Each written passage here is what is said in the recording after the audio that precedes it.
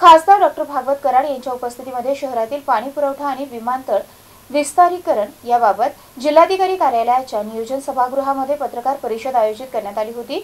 यावेळी डॉक्टर कराड यांनी माध्यमांशी बोलताना अधिक माहिती दिली आहे। पाहूयात ते काय म्हणाले। मध्ये दोन विषयासाठी बैठक घेतली। या बैठकीमध्ये प्रामुख्याने airport expansion, air strip expansion किंवा जे ॲक्विजिशन बद्दल मागच्या 2 वर्षापासून काम चालू आहे त्यासाठी आम्ही बैठक घेतलेली। यामध्ये आपल्या शहरामध्ये एअरपोर्ट जुनं आहे।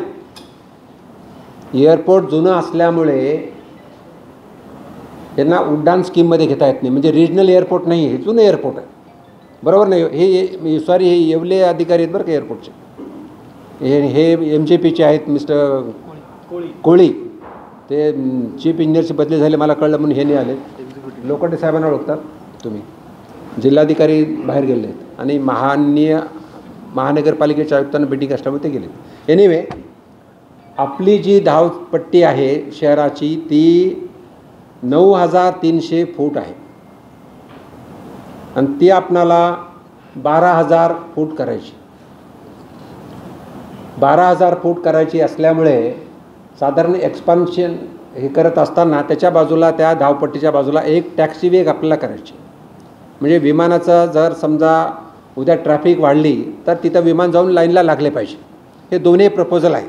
तर हे करण्यासाठी सुरुवातीला 182 एकर अक्वायर करावी असं ठरलेलं होतं। 182 एकर अक्वायर करत असताना साधारण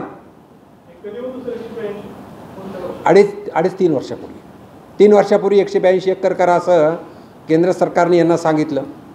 इथल्या लोकांनी सर्वे केला, साधारण 1250 घरं तुटू लागले त्याच्यामध्ये।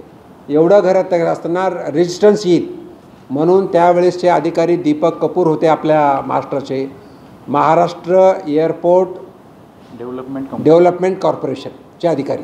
त्यांच्याशी आम्ही चर्चा केल्यानंतर मग सेंटरला लक्षात घेऊन आम्ही ही एअर स्ट्रीप जी अशी जी आहे सुहास, ते एक अँगलला फक्त अशी केल्यानंतर काय होईल ते आम्ही चर्चा केली आणि ते केल्यानंतर साधारण 1250 पैकी असं जर केलं तर 10%च फक्त घरं तुटतील, म्हणजे 120 घरं तुटतील असं निदर्शनास आलं।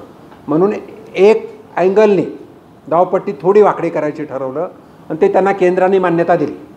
हे साधारण 2.5 वर्षापूर्वीची गोष्ट आहे।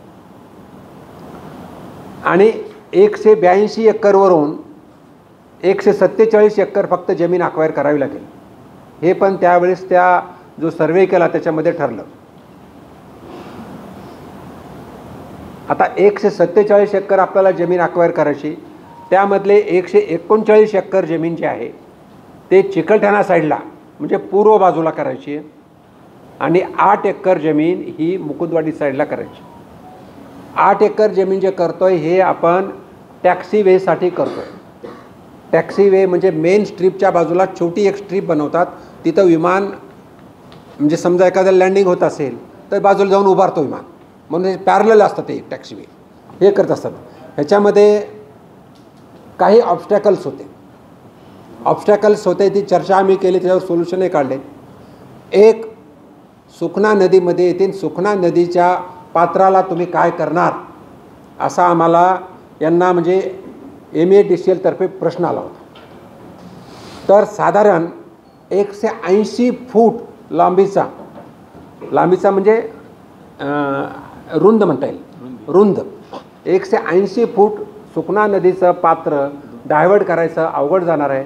म्हणून एअरपोर्ट ऑथॉरिटीने सांगितलं की आम्ही त्याच्यावरती स्लॅब टाकू। 180 फूट रुंद नदीवरती असं, म्हणजे